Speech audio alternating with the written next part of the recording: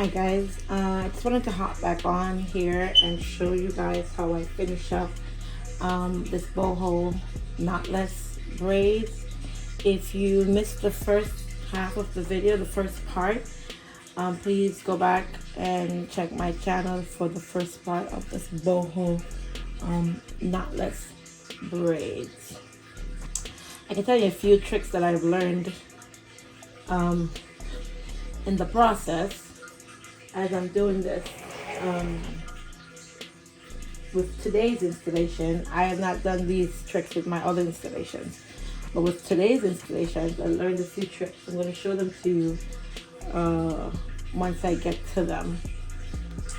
And one in particular is, the more fray you have the end of the hair, the easier it is to tie it off.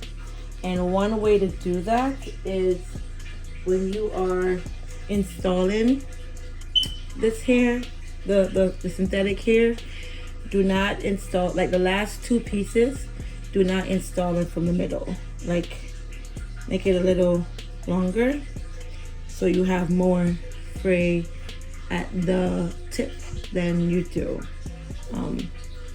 That way it's a lot easier at the tip of the hair, at the end of the hair I should say, to tie it off with the, to tie off the synthetic hair from the human hair. And it's a lot more smooth and a lot less hair to cut off too. Okay, and I'll show you guys what that looks like for those who are wondering, what is she saying? So of course we're just gonna braid down like we normally do. You've seen me braid them. For those who have been here before, so nothing new. Keep braiding all the way down.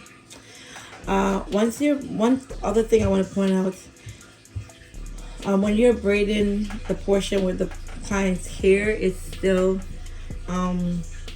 being braided, you want to take your time to braid that very tight so that the client's hair doesn't come loose. Once you've braided the client's hair and all of the client's hair has been braided, then I do what I call speed braiding. You can literally see my fingers, because at this point you're not really blending, you're just combining the synthetic hair, and just you go faster, you finish quicker.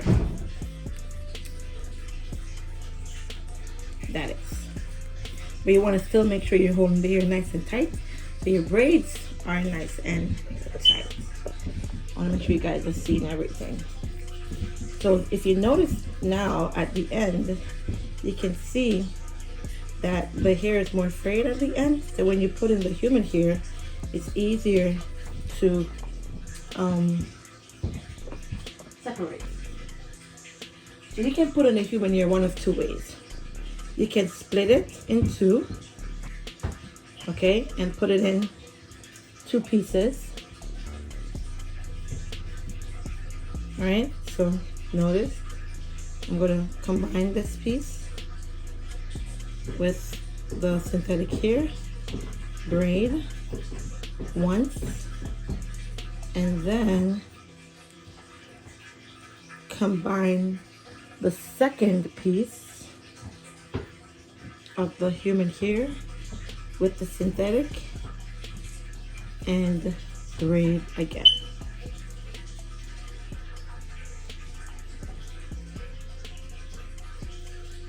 This now gives you two anchors of the client's hair that has the curly ends on it.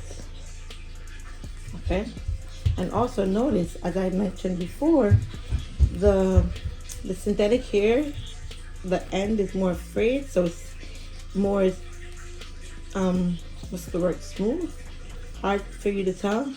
And if you braid all the way down, you're gonna see where I won't even need to cut anything, because all of the synthetic hair would have been braided in with the with the human hair. Okay, you guys can see that. Then we want to take a piece, a small portion, and we're going to tie that off. Two ways you can tie. You can tie this way for those who prefer. Okay, hold it nice and tight as you're tying, or you can tie it this way. Just 2 fingers. This is actually quicker, but again, I'll slow that down for those. So take your 2 fingers and put it, and make sure you guys have seen this. Take your 2 fingers, put it under the hair, put the hair around, and pull it through. Or put the hair over your thumb and pull it through. Okay? Then if you pull that nice and tight, you'll see, notice there's nothing, there's almost nothing there to cut off. See that? Everything is nice and smooth with nothing to cut. Usually you have to cut off the synthetic hair, but you guys can see everything is neatly braided in. See? So I found that doing this about my 3rd braid in, and I'm like, oh great, there's nothing to cut off. All right, you can see the entire braid all the way through. My client is cutting the butt length, so it is a little bit long. Saves the best for last.